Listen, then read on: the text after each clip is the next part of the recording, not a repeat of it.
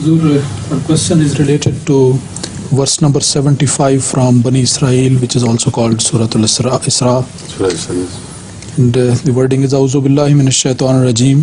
Walawla an sabbatnaka laqad kitta tarkanu ilayhim shay'an qalila.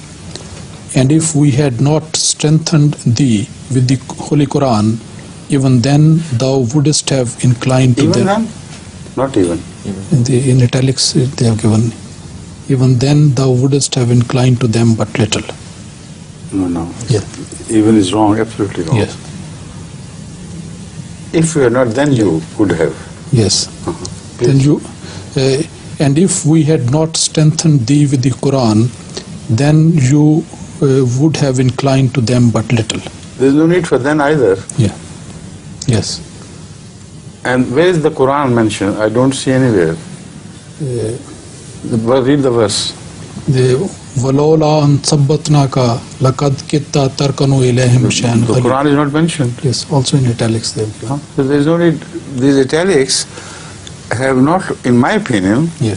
the italics have not improved the quality of translation. They have rather confused it, acted on the negative side.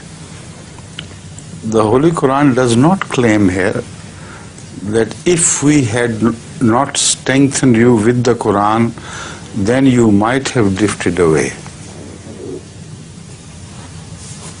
It doesn't mean anything.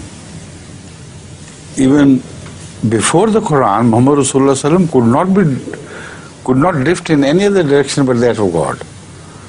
But to that I'll come later after the translation of this question, and then inshallah I'll explain everything. You have not yet asked the question, you just mentioned a verse, and I'm sorry I started discussing it before the question was framed. Please. And the Holy Quran does not mention the Quran, the word Quran at all. ويضيف حضرته It يقول is the implied meaning, according to the translator, which he is added, honestly speaking, in brackets, meaning that it is implied. But still the reader could be misled because of the implied meaning.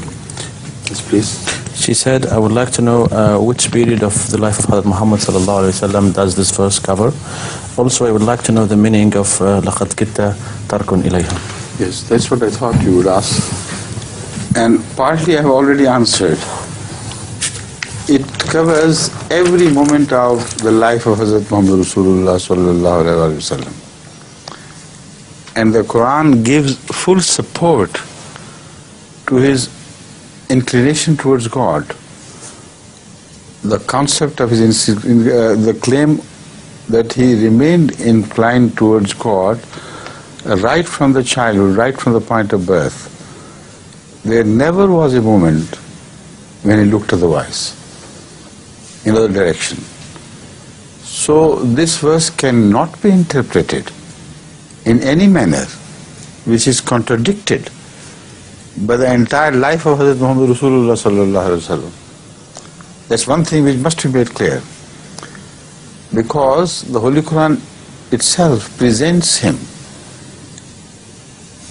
as a man who, even prior to the claim, was absolutely clean. There was not a speck of any blame which could be attributed to him or mentioned in relation to him by his enemies after he made the claim. قَدْ لَبِثْتُ فِيكُمْ أُمَرًا مِّن قَبْلِهِ أَفَلَا تَعْقِلُونَ. So if without the Quran he was inclined to drift away, what does this verse mean at all? What does this verse mean, if at all anything? So my position is absolutely unshakable. Hazrat Muhammad Rasulullah sallallahu alaihi wasallam remained beyond censure, beyond the influence of his own inner desires, as far as his relationship with God was concerned.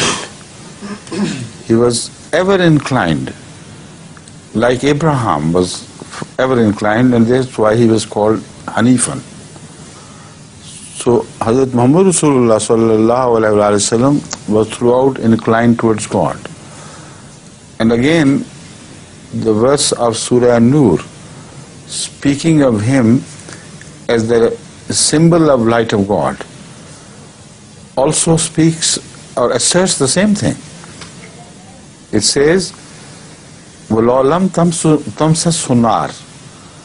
He was ready to flare up into light, even if the flame of ilham had not fallen on him.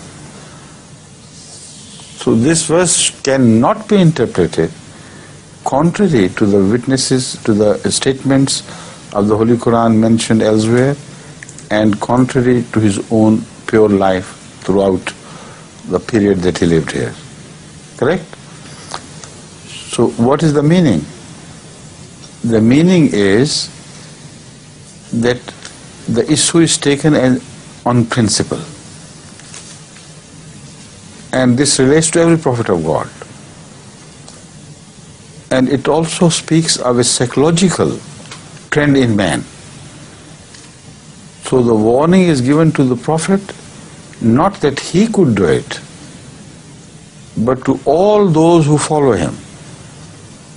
Look here, nobody could be dearer to God than this prophet. No one is purer. Yet hypothetically, this is the word which is important, yet hypothetically, suppose even if he had been influenced by even a small, if he had deviated by a small degree under the influence of the kuffar, then that would be the end all. This is a most wonderful principle of human psyche which is being revealed here in this verse. Wonderful, not wonderful, but important and sometimes vital principle which has to be understood. Because it is in the human nature that as long as it stands firm against temptations, absolutely firm, it's protected. The moment it begins to compromise, the moment it begins to lean on one small thing, which is a very small crime, then it is all the way carried into the pit hole of destruction. It can't stop. It goes across the precipice. So that is why the Holy Quran says, La taqrabu this, La taqrabu that. Don't go within the vicinity of that crime, because once, even if you have not committed, once you are close enough to fall under the gravitational pull of that crime, then one faltered step will lead to another and another and another, and the logical conclusion will be reached that you will be no more. This is the message of this verse. So the Holy Prophet is addressed by way of warning to the rest who are smaller, less important to God. If a man so important is not above this fundamental principle of human psyche, if he succumbs to one temptation, he is bound to go all the way down the road. So Rasulullah himself is not at all mentioned literally.